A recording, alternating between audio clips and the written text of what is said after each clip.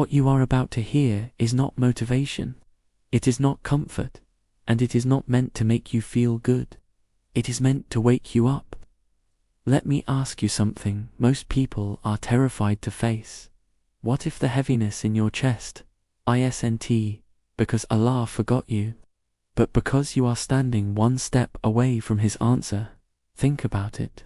Why do people quit right before things change? Why does hope feel weakest at the exact moment it matters most?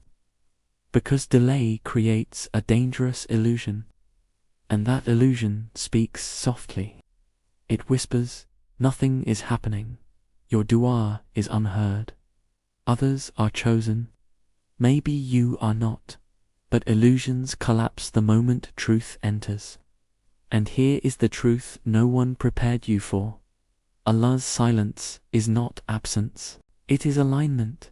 You are not here by accident. This moment was not random. You are here because your hope is being tested, and Allah only tests what He intends to elevate. Listen carefully. Hope does not disappear loudly. It fades politely. You don't wake up one day and stop believing. You wake up tired. Tired of waiting. Tired of repeating the same dua. Tired of explaining your pain to Allah as if He doesn't already know. At first, you are patient. Then patient but confused. Then patient but guarded. And then something dangerous happens. You stop expecting goodness. You still pray, but without anticipation. You still make dua, but with a backup plan for disappointment. This is not disbelief. This is exhausted faith. And exhausted faith is exactly where Shaitan wants you. Because when you are exhausted, he doesn't need to convince you Allah doesn't exist. He only needs to convince you that Allah probably won't act for you. Here is the hard truth. The believer is not destroyed by hardship. The believer is destroyed by how they interpret hardship. You interpret delay as rejection. You interpret struggle as abandonment. You interpret unanswered dua as personal failure. But Allah never said delay means no. Humans did. Allah never said suffering means distance. Fear did.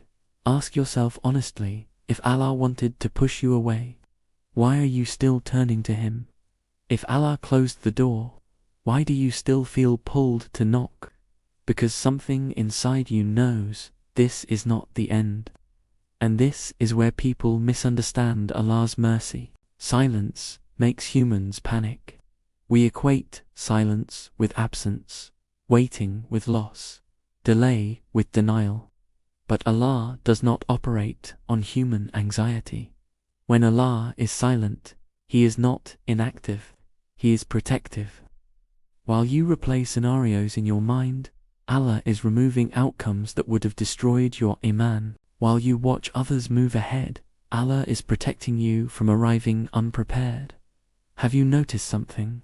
The things you once begged for now feel irrelevant or even dangerous. That wasn't coincidence.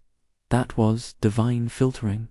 Allah answers dua in ways that protect your akira, not your impatience. Here is the urgency most people ignore. Giving up does not cancel the decree. It only removes you from being ready when it arrives. Allah's gifts are heavy. They require strength. So He builds you quietly, through waiting, through restraint, through moments where faith becomes a choice, not a feeling. You think you are being ignored. But the reality is this: Allah is teaching you how to stand before He allows you to receive. And here is the most shocking truth of all. The closer the relief, the heavier the doubt feels. Which means if your heart feels restless right now, you may be closer than you've ever been.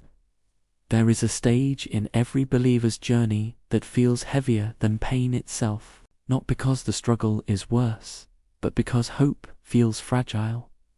This is the stage where you did everything right. You prayed, you waited, you stayed halal when shortcuts were available. You stayed silent when speaking would have been easier. And still, nothing looks different. This is not punishment. This is the final test of sincerity. Anyone can trust Allah when results are visible. Only the truthful trust Him when obedience feels unrewarded. If Allah intended to deprive you, He would not have trained you in patience. If Allah planned to disappoint you, He would not have strengthened your heart to survive this far. What you call almost giving up is often the moment Allah calls victory closer. Relief does not announce itself. It approaches silently, and when it arrives faster than fear can react. Shaitan knows this. That is why he doesn't attack your belief, he attacks your expectation. He tells you, don't hope too much. Lower your standards. Prepare for disappointment. But lowering hope in Allah is not wisdom. It is surrender to fear. Allah does not reward perfection. He rewards persistence. And persistence at this moment is one of the highest forms of worship.